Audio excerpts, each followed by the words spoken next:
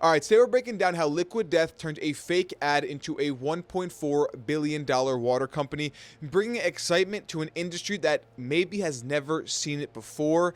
And the whole Liquid Death idea came from the founder, Mike Cesario, when he noticed in the punk rock scene a lot of the fans and even the bands performing were just downing Monster energy drinks. And it wasn't until he actually found out that one of the bands who was drinking the energy drinks was actually drinking water in the can. Now, early on in his professional career, what sparked the thought of Liquid Death, maybe not the name, but the idea of water fitting into this punk rock scene. As he progressed in his career, he was a marketer and he was very good at it too. He came to a point where he wanted to see if this had any life to it. So what he did is he created an ad for Liquid Death before it was even a product. He made an ad as if it was already real, and this ad exploded. It went viral on Facebook and YouTube, and then he decided to make the product. But let's take a look at this ad before getting into it. Hi, I'm a professional actor, and I'm getting paid to tell you about a revolutionary new product. Liquid Death Mountain Water.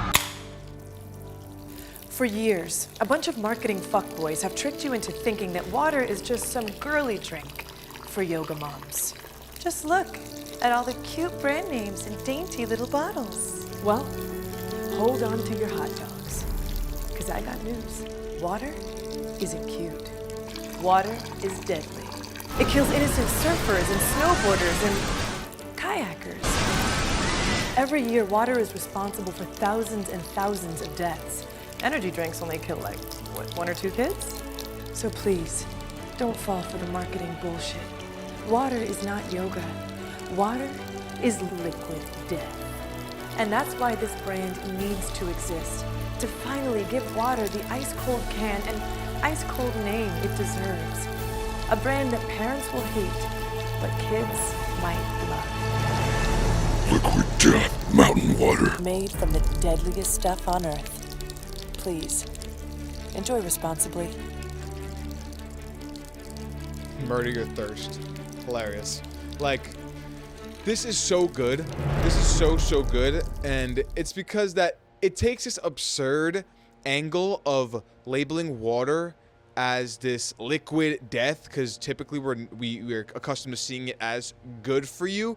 But the amazing thing is they make it absurd, but they tie it together, saying that liquid death, like water, is actually deadly and also in the end murder your thirst. So that ties this absurdity into actually making sense and closing that loop, closing that storyline, which just made this so engaging. So he made this ad without the product, which is so funny to think about, but very, very smart.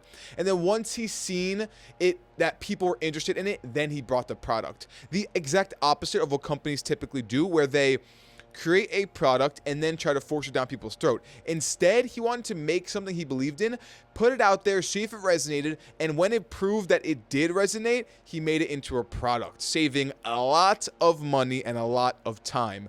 Absolutely brilliant. This went live in January 2019. He brought it in the same year, direct to consumer, even partnering with Amazon in that first year to get it to customers, and it just exploded. And they kept their foot on the pedal with this absurd marketing, where we're gonna watch another one. This is a cartoon, again, you know, promoting liquid death in a very strange way. Sourced and bottled in majestic mountains, Liquid Death Mountain Water will murder your thirst.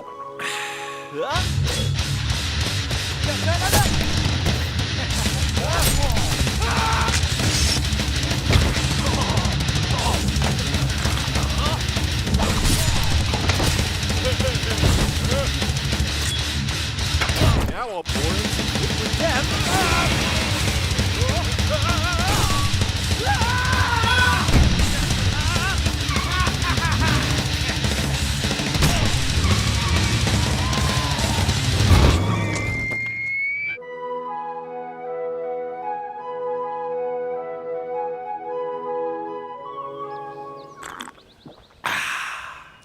Another, like, so wildly done ad, like a very well done, but absolutely crazy. Like if you showed investor this prior to like the success, I truly wonder what reactions they would have got. Like they would have looked at this guy probably like he had two heads. But again, they're leaning heavy into this punk rock, you know, hardcore type of feel, really hammering home on their niche audience. And you know, as they were getting more and more attention in 2020, 1 year after launch, they got into Whole Foods, which is of course ginormous, and it quickly became the fastest selling water on their shelves. And this brings me to a point where Mike, you know, he was talking on a podcast saying how, like, you know, people go into food stores quickly to get what they want, get in, get out. And it's very rare for them to say, you know, go and look for a new brand to try. So he knew he had to make something absurd enough to get people to stop and actually take a few seconds of their time, but still make sense. And that is what Liquid Death did so perfectly. He's able to capture those few seconds from potential customers and turn their curiosity into a purchase. So that worked perfectly. Whole Foods picked it up, and it was their fastest selling water, and they kept leaning into these crazy marketing stunts and marketing activations, which it really is. They are a brand with personality, a water brand with personality, where they made an album, a real music album with real musicians called The Greatest Hates, and it is songs about stemming from their real true hate comments, people saying like, this is so dumb, this is just trying to get attention, what kind of water is this? And they made a whole album of that, and again, that hit so hard. And with their really focus on that punk rock scene, that punk rock audience, they were able to get a multi-year Live Nation deal, becoming the exclusive water at 120 plus venues. That's not just like a logo placement at an event or at a bunch of events. It is a structured sampling. It is structured sampling at scale, getting their product into front of an audience that already loves that vibe. But you know, people are gonna drink water at these events, and when that water isn't just a boring bottle of water, but something that actually they resonate with, it makes that connection so quickly. And especially that the fact that they had to sample this water because they were the exclusive water at these events. So really hammering home at that audience. And once they maximized their niche, they moved on to a broader audience. And 1 year later, they hit their first Super Bowl spot. And keep in mind, this is just 3 years into this company that is driven by this amazing marketing. They are finally expanding into a wider audience, where they had a spot and it was featuring kids raging on water to Judah Priest's Breaking the Law song. You know, with their product being, you know, naturally it looks like a beer can, or it looks like a Monster or some Rockstar energy drink. They knew that that would stop people in their tracks. So this spot had kids going crazy, chugging their water, acting as kids act. That in itself is the hook of this ad. It really caught people's attention. These kids are drinking beer. These kids are drinking energy drinks. What kind of ad is this? Coming to full circle and end, the mom drinking it, saying, "Calm down, it's just water." So expanding into a new audience, letting kids still have fun, still feel like they're doing something against the grain, as kids naturally do, yet it's just water. Win for the kids, win for the parents. Again, brilliant, and successfully expanding their audience. More retailers can look and say, okay, it's edgy, but it's still just water. And they are, I think, in over 113,000 retail stores across the US, which is crazy. And what was once just a water company, now about 20% of their sales come from just water. They've expanded to iced tea, where they did this amazing, again, another amazing activation with grannies, metal grannies thrashing their equipment and just going crazy, again, fitting into their vibe. Another product, but this time a new shelf, the iced tea market. And then they expanded also into sparkling water and flavored sparkling water.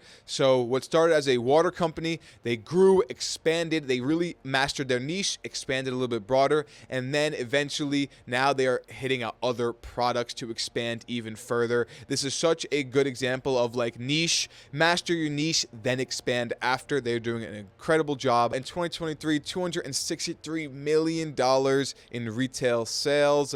March 11, 2024, they had a $1.4 billion evaluation. So their once fake ad that wasn't a real product turned into this absolute monster of a company, and it was absolutely, no doubt about it, led by their brilliant marketing, putting themselves in the front of culture, making themselves relevant, up in your face, impossible to ignore. They did a master job. Time and time again, more activations that keep people coming back to see what is Liquid Death doing now. I love this example because it really is something we can all learn from as marketers. All products are very similar. Like, you walk down the water aisle, a lot of them are very, very similar.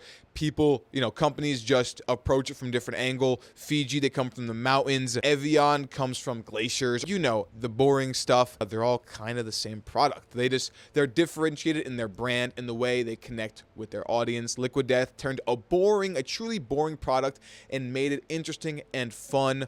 Tune into the next episode where we talk about how a B2B company stole 80 million views from one activation. So that's next episode, but I'll catch you then.